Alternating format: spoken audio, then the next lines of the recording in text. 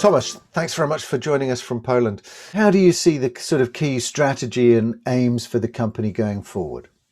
We do want to continue to provide, as soon as the pandemic is over, of course, an unbeatable shopping experience. This is what I do strongly believe in. This is what we as a company believe in, that retail is going to work well in an omni-channel form, i.e. in a kind of symbiosis between online and offline. Offline to physical stores are going to be necessary and important.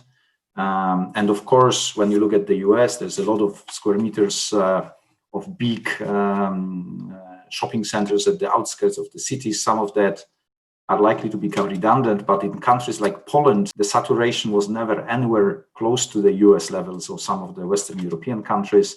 Poland doesn't have high street, hardly any high street.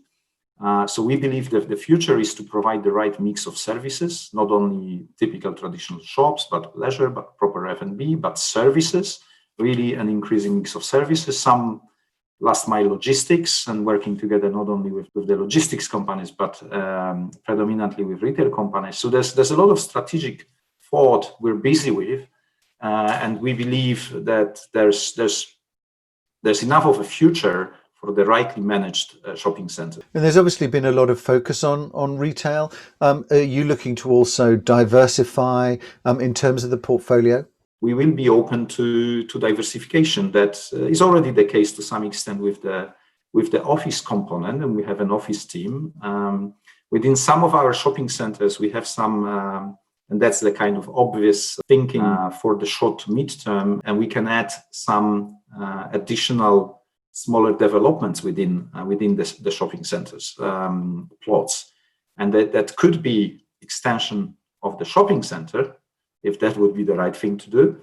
But it could also be adding some other commercial elements to the plots. This could be a smaller office building, or it could be residential, or it could be residential for rent, or it could be some kind of inner city last mile logistics as well, depending on the plot, depending on the city, depending on the planning and so on.